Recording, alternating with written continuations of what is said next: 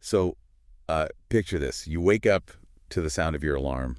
It's early. It's probably still dark outside. Ugh, the worst. Right. You drag yourself out of bed, you pour a cup of coffee, and you go to a job that, you might just merely tolerate. Or maybe you actively dislike it. Yeah, which is unfortunately most people. Exactly. Yeah. And you do it to pay your bills, Yeah. to maintain your status, just to keep the wheels turning, basically. Yeah. And then you do it all over again the next day. And then We just call this being a responsible adult. We do. But, what if this entire cycle, this whole grinding compulsion that we've universally accepted as totally normal, Right. what if it's actually a massive glitch in human psychology? That is a wild thought. It is, but I want you, the listener, to imagine, just for a moment, a reality where you don't work out of compulsion. Like, imagine a life where your work is entirely a choice. Okay. It's not a burden at all.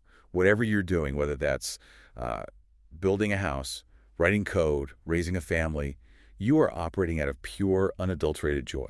It sounds almost alien, doesn't it? It really does. To the modern ear, a life without that heady underlying weight of obligation, it just sounds completely disconnected from reality. Yeah. We are so used to the struggle that a life driven by pure joy it sounds like fiction. Exactly. You imagine feeling totally secure, right? Your life is filled with real connection. Your physical body is just buzzing with health and energy. Sign me up. Right. Now, if someone described that to me on a normal Tuesday, I'd just say, great, what sci-fi utopian novel is this from? Yeah, or what are they trying to sell me? Exactly. But the core premise we were exploring today, which is drawn from this framework called the natural rhythm of human freedom, argues that this isn't some utopian fantasy at all. Right. In fact, it asserts that this state of unburdened joy is exactly how human life was fundamentally meant to be lived. Which is just a staggering claim, simply because it stands in such violent contrast to the reality most of us experience every single day. You're no kidding. And that really sets our mission for this deep dive. Because if that joyful, healthy, unburdened existence is actually our natural baseline... Then what happened? Exactly. We have to figure out where humanity went wrong. How did we get here? How did we trap ourselves so deeply in this crushing burden of forced labor? It's a heavy question. It is. How did we get so profoundly lost in the rigid, inherited structures of religion or caste systems or opposing ideologies and ancient traditions? We look around and we see a species living almost entirely in the shadows of historical figures, Right. Constantly looking backward to figure out how to live today instead of looking inward. Yeah, that's such a good point. So the overarching theme we are unpacking today is the idea that we have collectively, as a species, just forgotten how to live according to our own unique nature. And if we want to understand exactly how we lost touch with that nature, we can't just look at the grand sweep of history. We really have to look at the timeline of a single human life. Right, bring it down to the individual level. Exactly. We need to pinpoint exactly how early this trap is set. So, okay, let's unpack this. Let's do it. Because when you map out the standard life cycle of a modern human being, it is frankly a little horrifying to see the mechanics of it so clearly. It really is, yeah. Think about a young child. Inherently, a 5-year-old child has absolutely zero interest in sitting in a rigid fluorescent lit room. Right? Staring at a board and studying for hours on end. No, their natural rhythm is play. It's exploration, movement. Exactly. Yet, what do? We force them into that room anyway. They spend the first 2 decades of their life completely locked into an environment they didn't choose, doing things that do not come naturally to them. And then the second they graduate from that system... Boom. They're handed right over to the job market. Which is really just the adult version of the exact same trap. It totally is. It feels like being put on a conveyor belt the very moment you're born. Yeah. You are expected to just accept the ride, even if the metal is digging into your back and the gears are grinding, Yeah, that's a great way to put it. You get strapped in, the belt starts moving, and society basically leans over and whispers, well, this is what everyone does, so sit still and endure it. And that conveyor belt analogy is incredibly fitting. Right. Because you aren't just enduring that ride in a vacuum. The discomfort actually changes you. Right. It leaves a mark. Yes. If we connect this to the bigger picture, we start to see a massive, unavoidable psychological cascade. Think about the neurological and emotional toll of that specific timeline. It's got to be huge. It is. If you spend your entire life from early childhood right through your prime adult years, spending 8 to 12 hours a day suppressing your natural instincts to do things that make you miserable. You can't just shake that off. No, you don't just leave that misery at the office or the classroom. It alters your neurochemistry. Misery literally becomes your baseline operating state. You are essentially practicing resentment for decades. Wow. Yeah, your brain wires itself for this low-level hostility and exhaustion. You can't just clock out at 5 p.m. and magically become a different person. Exactly.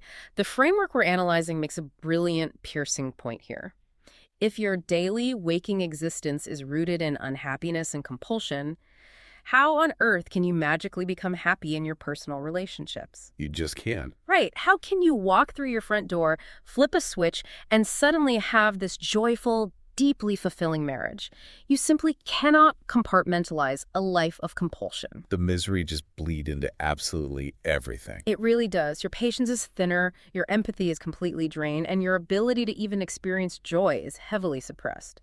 Because your brain is exhausted from the sheer effort of enduring the conveyor belt all day. That bleed effect makes so much sense when you look at the state of modern relationships. Like if you're constantly bracing yourself against a life you don't actually want to be living. Everything feels like a threat. Yeah. Of course you're going to snap at your partner over something as trivial as doing the dishes. But wait, I have to push back on this a little bit. Okay, go for it. If the conveyor belt makes us so deeply miserable, and if this misery is actively poisoning our relationships and our physical health, why do we stay on it? That is the million-dollar question. Right. Why don't we just step off? I mean, we are faced with these profound paradoxes in human behavior all the time. Deep down, honesty inherently feels better to our nervous system than lying, right? Absolutely. Yet we constantly choose dishonesty and deception. We know that vibrant health feels naturally amazing. Yet we actively choose habits, terrible diets, chronic stress, lack of sleep that literally destroy our bodies. We do. And we're living in an era where science and technology have given us endless possibilities for comfort. Yet we are still struggling, fighting, and stressing just as hard as our ancestors did 1,000 years ago. Maybe even harder in some ways. So what does this all mean? Are we just inherently wired to be gluttons for punishment? Do we secretly love to suffer? It certainly looks that way from the outside, doesn't it? Like, if an alien species were observing us, they would absolutely conclude that humans are masochists. Without a doubt. But the root of all this suffering isn't actually a desire for pain. It comes down to the mechanical nature of the mind itself. The mind, at its absolute evolutionary core, is completely obsessed with repetition. It just wants to play the same loop over and over. Precisely. And it's important to understand why the mind loves the loop so much. The human brain consumes an enormous amount of our body's energy, roughly 20% of our calories, just to function. Wow, just to run the hardware. Yeah. So to save power and to keep us safe from predators, the brain constantly seeks predictive certainty. It wants to know exactly what is going to happen next. And the loop gives it that. Exactly. The loop provides that certainty. The mind feels incredibly safe doing the exact same things over and over again. It provides this powerful, intoxicating, false sense of security. Even if those repetitive actions are actively harming us. Even then, even if your job is making you miserable, destroying your posture, and ruining your marriage, the mind vastly prefers that familiar misery over the unknown. That is wild. To the primitive parts of our brain, the unknown is basically synonymous with danger and death. So it clings to the repetition. Wow. It falsely calculates that, hey, because it survived yesterday's misery, it will survive today's misery. And therefore, misery is the safest bet. That is deeply unsettling. The idea that my own mind is essentially tricking me into staying unhappy. Because unhappy is what takes the least amount of processing power. Yeah, it's efficient, but it's miserable. It's like my brain is a computer that refuses to load today's actual reality. Oh, right. And instead, it's just showing me a cached web page from yesterday. Oh, that's a great analogy. It's just loading the saved version of my life to save bandwidth, completely ignoring the fact that the cached page is absolutely full of viruses. That is a phenomenal way to visualize it. We are all walking around running on cached web pages, and we rarely ever hit refresh to see what is actually happening in the present moment. But wait, if we think about how human beings actually learn and progress, isn't repetition completely necessary? To some extent, yes. Like, if you want to learn to play the piano, you have to sit there and practice scales over and over. You want to build muscle, you have to lift heavy weights repeatedly. Sure. If I don't repeat the act of going to work, I don't get paid and I don't eat. So How do we reconcile the mind's fundamental biological need for repetition with this need for freedom and joy? Yeah. Is the argument here that all repetition is bad? No, not at all. And that is a crucial distinction we really need to make. Repetition in and of itself is not the enemy. Okay. The real trap that keeps us miserable is unconscious repetition. Unconscious repetition is when you load that cached web page. Ah, I see. It's when we perform actions without any awareness, just blindly going through the motions simply because that's what we did yesterday, or because that's what society told us to do. Right, on autopilot. Exactly. Unconscious repetition does not solve our problems. It deepens them. It entrenches the misery. The irony is that the mind, despite its heavy bias toward the familiar, actually desperately needs experimentation to stay healthy. Yeah. It needs freshness. It needs cognitive flexibility and growth to not atrophy. Here's where it gets really interesting. Because to explain the difference between the two, we can look at this brilliant analogy found in nature from the text. Yes, the tree analogy. Right. Think about a tree in a forest. A tree drops a seed, and that seed eventually creates another tree. Now, on a basic level, that is a form of repetition. Right. The forest is repeating the process of making trees. Exactly. But the new tree is never a mindless, exact carbon copy of the parent tree. Never. Not once. It might lean a little more to the left to catch a different angle of the sun, right? Its branches will form a completely different pattern to balance its weight based on the wind. Yeah, it adapts. Its roots will navigate the soil in a totally unique way, wrapping around different rocks to find water. Yeah. So it takes the base formula of being a tree, but it expresses itself in its own entirely unique way based on its specific environment. And the source material calls this progressive repetition. It's exactly. Progressive repetition. It uses the past as a foundation, but it applies it uniquely to the very real, very vibrant present moment. Which is beautiful. It is. To ground this for everyone listening, it's basically the difference between blindly forwarding an email you didn't even read versus taking the core idea of that email, actually thinking about it, and writing your own thoughtful, original response. Oh, that's perfect. And humanity right now is stuck blindly forwarding. We get a life script from our parents, our culture, our educational system, and we just hit forward to the next generation. We never even read the contents to see if it actually makes sense for us. And we don't just forward it to the next generation either. We forward it to our own tomorrows. Oh, wow. We wake up and live what we can call borrowed lives. We copy yesterday's behaviors, yesterday's opinions, and yesterday's anxieties without any active awareness at all. Just hit and paste on yesterday. Exactly. Now, let's scale this up. What happens when an entire society, like 8 billion individual human brains, operates almost exclusively on this principle of blindly forwarding cached web pages? It can't be good. What's fascinating here is that when you look at the global scale, this unconscious copying causes the overall consciousness and well-being of a society to continuously decline. Really? Even with all our progress? Yes. We look around and we seem incredibly busy, right? The stock market is moving, we are building megacities, we're launching satellites, we are interacting constantly on social media. Yeah, it feels like we're moving fast.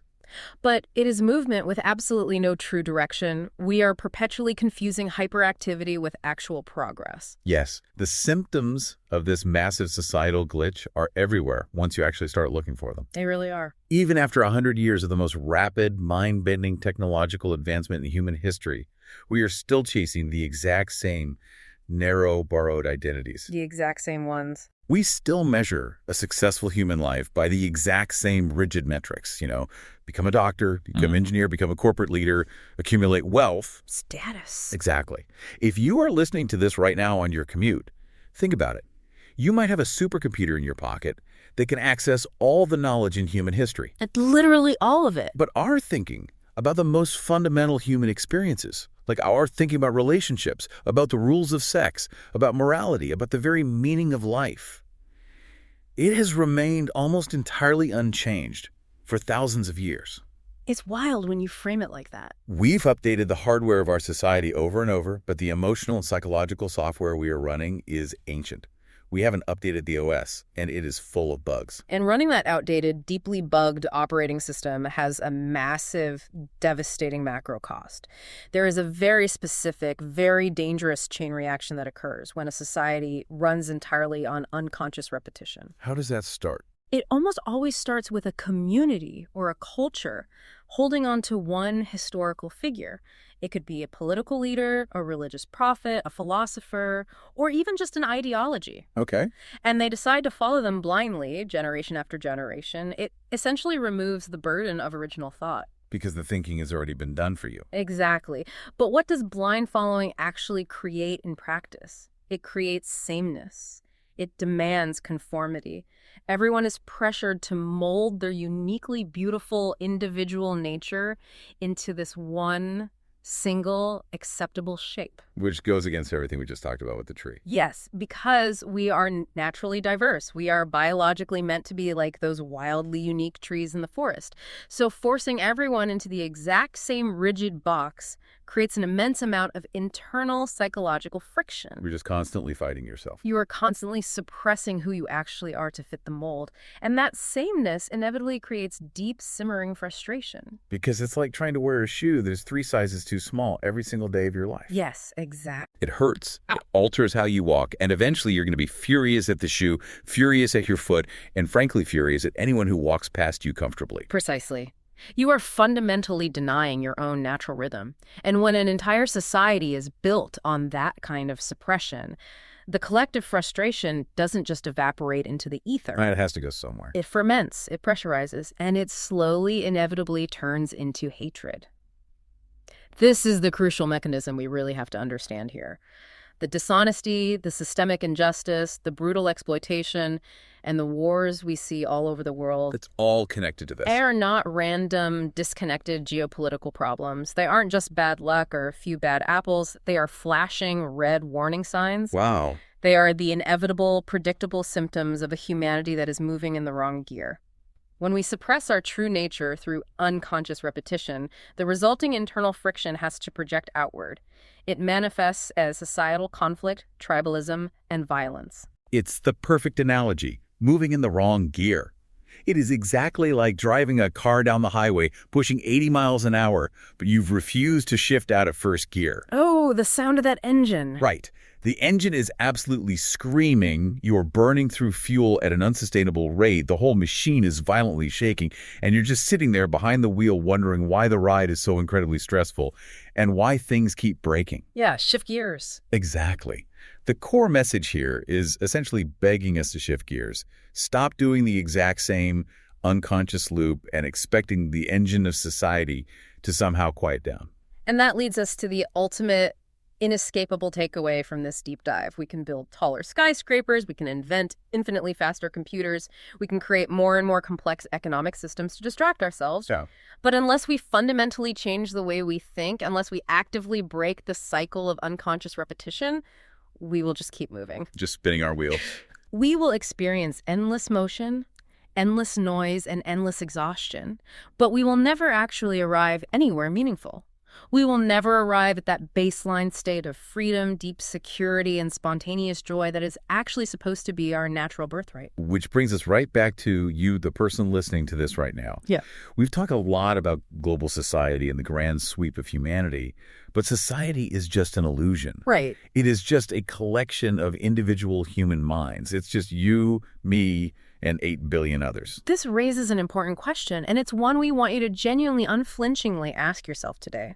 Where in your own life are you heavily relying on unconscious repetition? Where are you loading the cached page? Exactly. Where are you just going through the motions because it feels familiar and safe, even if it is actively making you miserable? Are you living a borrowed life, following a script written by your parents, by your culture, by your past? Or are you genuinely expressing your own unique nature?